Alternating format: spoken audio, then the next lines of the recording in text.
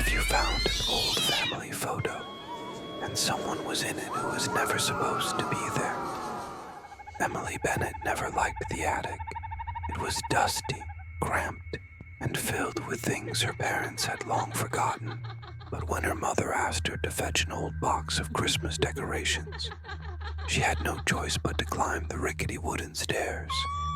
As she rummaged through the stacks of old cardboard boxes, something caught her eye. A small, weathered envelope sticking out from an old photo album.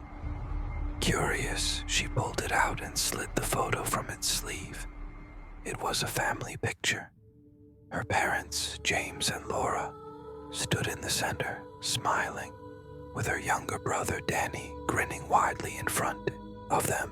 Emily herself, only about 4 years old at the time, clung to her father's leg. But someone else was in the photo. A tall man stood in the background, partially obscured by her father's shoulder. His face was slightly blurred, his dark clothing blending into the shadows. A cold shiver ran down her spine. She had never seen this man before. She took the photo downstairs. "Mom, Dad, who is this?" Laura turned to look, and as soon as her eyes landed on the picture, the color drained from her face. She grabbed it from Emily's hands, her fingers trembling. "Where did you find this?" "In the attic," Emily replied. "It was in an old box." James took the photo from his wife and frowned. This is from when Emily was little. But he squinted. "Who is this man?" Danny, now 13, leaned over to look. "Maybe it's just a random guy in the background. A neighbor." Laura shook her head. "No, we took this in our backyard. No one else was there." A heavy silence settled over them. Then James forced a laugh. "Maybe it's just a trick of the light, or a printing error." Emily wasn't convinced. She took the picture back and stared at it again. The man's face was indistinct, but there was something unsettling about him. She slipped it into the old envelope and set it aside, deciding to forget about it. That night, as she lay in bed, the image wouldn't leave her mind. Every time she closed her eyes, she saw the blurred figure standing too close, his presence unnatural. Then, around 3 a.m., a soft, shuffling sound woke her. She sat up, heart pounding. Her room was dark, but nothing seemed out of place. Then she noticed something on her nightstand. The photo. It was lying face up. Emily's breath caught. She was sure she had left it in the living room. Her fingers trembled as she picked it up. Her eyes widened in horror. The man in the background. He was closer now. Emily's hands trembled as she stared at the photograph. The man, who had once been standing in the background, was now closer, his blurred face just behind her father's shoulder. She swallowed hard. This wasn't possible. Photos didn't change. Her mind raced for a logical explanation. Maybe she had imagined the original placement. Maybe she hadn't looked closely enough the first time. But deep down, she knew that wasn't true. Taking a deep breath, she slid out of bed and tiptoed down the hall.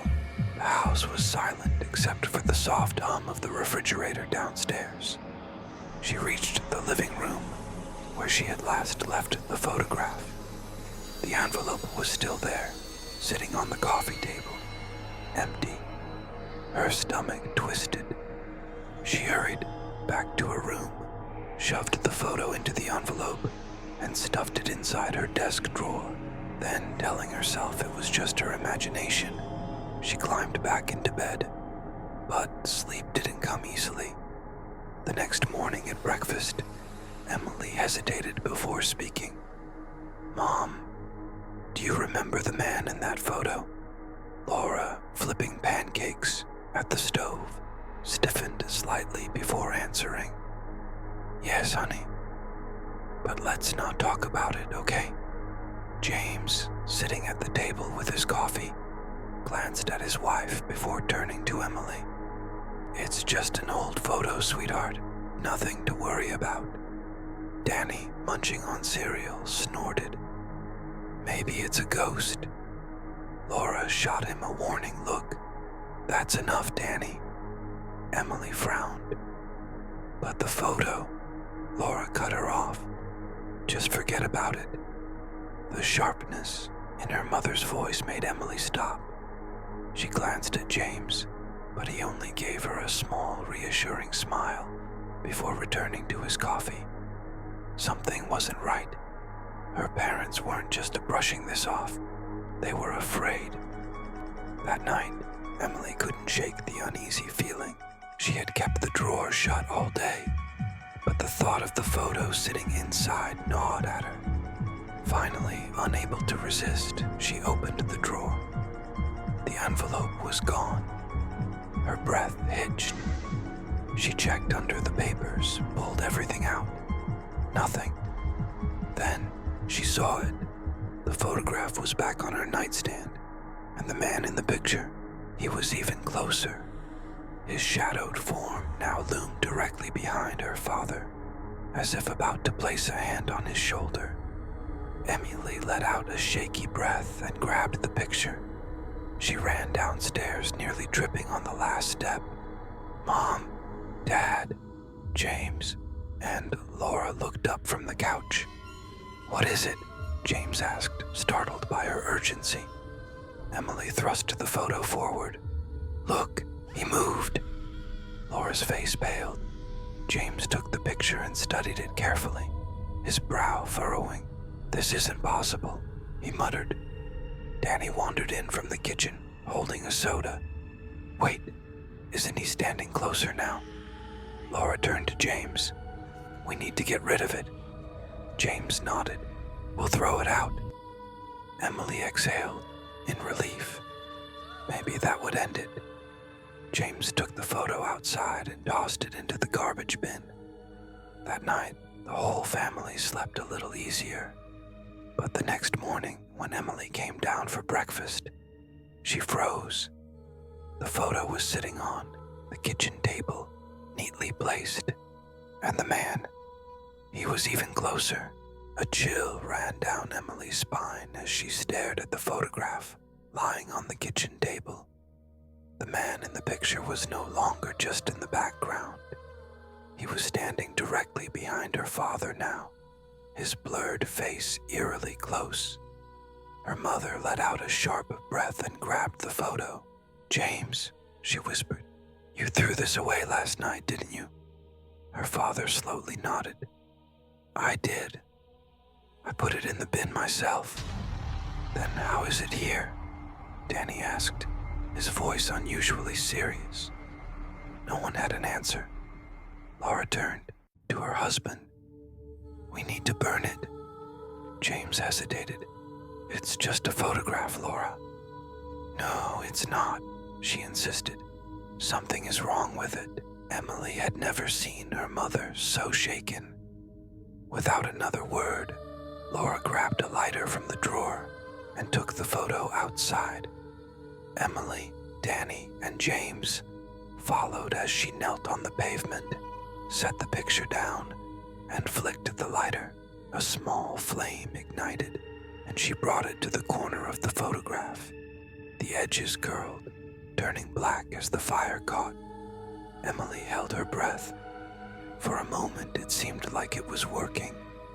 The paper crinkled, the ink darkened.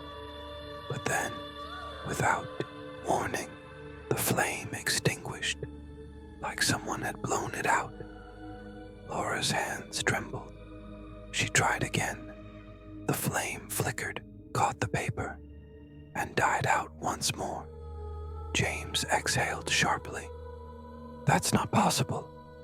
Danny stepped back. Maybe we should just get rid of it another way. Laura didn't argue. She picked up the half-burnt photo and tossed it into a plastic bag. We'll drive to the dump.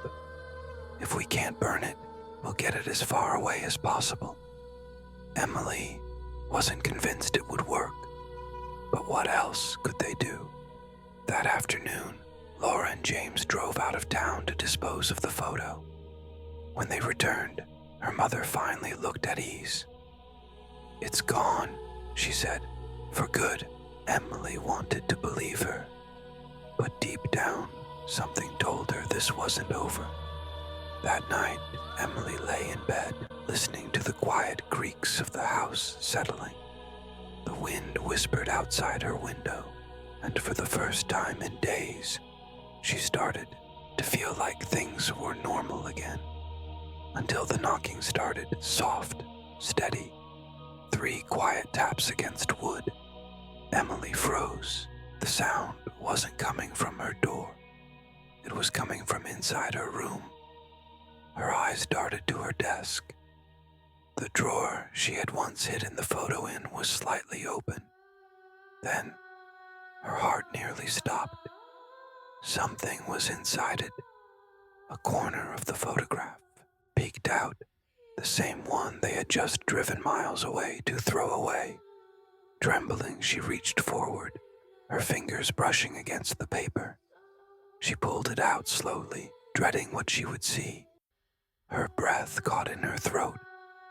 The man was closer, no longer behind her father, no longer in the background. He was standing directly behind Emily. Emily's fingers trembled as she held the photograph. The man was no longer standing behind her father. He was behind her. A suffocating dread settled over her as she stared at the image. His face, though still blurred, seemed almost aware. Her breaths came in short gasps. She wanted to scream, to run, but her body refused to move. Then, just for a moment, she thought she heard something. A whisper, faint, distant, like a breath against her ear. She dropped the photograph and scrambled backward, her pulse pounding. The room was silent again, but the air felt heavy, thick with something unseen. Then, a quiet knock echoed from her closet. 3 slow taps. Emily's stomach twisted. She forced herself to move, inching toward the door, gripping the handle with clammy fingers. With a deep breath, she flung it open. Nothing, just clothes and shadows. But the air inside was ice cold. Shaking, she grabbed the photo from the floor and ran to her parents' room. She didn't care if they were asleep. She couldn't be alone with this anymore. "Mom, Dad," she gasped, banging on their door. Laura opened it almost immediately, eyes filled with worry. "Emily, what's wrong?" Wordlessly, Emily handed her the picture. Laura's expression hardened the moment she saw it. James sat up in bed. "What's going on?" Laura turned to him, her voice low. "It's back." James took the photograph. His face darkened. Emily swallowed hard. He moved again. "He's behind me now." Silence. Then her mother said firmly, "We need help." The next morning, Laura made a call. Emily and Danny sat at the kitchen table, waiting anxiously. They had barely slept. Even James, who always tried to stay logical, looked uneasy. A few hours later, an older man arrived. He introduced himself as Richard Hale, a historian and folklore researcher. Laura handed him the photo. "We don't know what to do," she admitted. Richard examined it closely, adjusting his glasses. "Where did you find this?" "In our attic," Emily said. "It was in an old box with family pictures." Richard nodded. "May I?" He took out a magnifying glass and studied the image. A long silence followed before he sighed. "I've seen something like this before." Emily's skin prickled. "You have?" Richard looked at them gravely. "There are stories about photographs that act as a bridge between this world and something else. Some believe spirits attach themselves to images. They can move within them." James folded his arms. "You're saying this thing is alive?" "In a way, yes," Richard said. "Not alive as we understand it, but aware. It's watching." Laura's voice was barely above a whisper. "Can we get rid of it?" Richard hesitated. "Destroying it won't work. If it keeps returning, that means it has anchored itself to something or someone." He glanced at Emily. "It seems to be following you." Emily's blood ran cold. "What do we do?" James asked. Richard set the photo down. "I need to research more, but in the meantime, keep it somewhere secure. Do not look at it if you don't have to." Laura nodded quickly. "We'll lock it away." But deep down, Emily wasn't sure if that would stop it. That night, Emily lay awake, her mind racing. The house was silent, but she couldn't shake the feeling that something was still watching. Then, just past 3 a.m., she woke with a start. A soft whisper drifted through the room. Her breath hitched. Slowly, she turned toward her desk. The drawer, where her parents had locked the photo away, was open, and the picture was back on her nightstand. The man in the photo was no longer behind her. He was standing right next to her bed. Emily's body stiffened as she stared at the photograph on her nightstand. The man was no longer standing behind her. He was right next to her bed. Her breath caught in her throat. She could almost feel something in the room, an unseen presence lurking in the darkness. The air was unnaturally cold. She didn't want to move, didn't want to turn her head. Because if she did, what if he was actually there?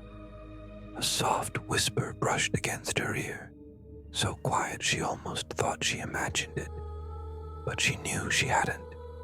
She bolted upright, grabbed the photograph, and ran. James and Laura were already awake when she burst into their room. Richard Hale stood near the window, flipping through an old leather-bound book. Laura rushed to her daughter's side. "Emily, what happened?" Emily thrust the photograph forward. "He moved again." Her voice trembled. "He was next to my bed." Richard's eyes darkened as he took the picture. He studied it in silence before closing his book with a firm snap. "We don't have much time." James frowned. "What do you mean?" Richard exhaled. "I've seen something like this before, but I've never encountered one this persistent. Whatever is in this photograph, it's trying to cross over." Emily shuddered. "Cross over?" Richard nodded. "It has been moving closer and closer to you. That suggests it's gaining strength. If it reaches the foreground, if it reaches you." He hesitated, then shook his head. "We can't let that happen." Laura gripped her husband's arm. "What do we do?" Richard pulled out a small pouch filled with the dark powder. "We need to sever its connection before it can fully manifest." James squared his shoulders. "Tell us what to do." Richard nodded. "Bring the photo downstairs." In the living room, Richard placed the photograph on the floor and surrounded it with a ring of the dark powder. He then lit a single white candle and set it beside the picture. "Emily," he said gently, "I need you to step back."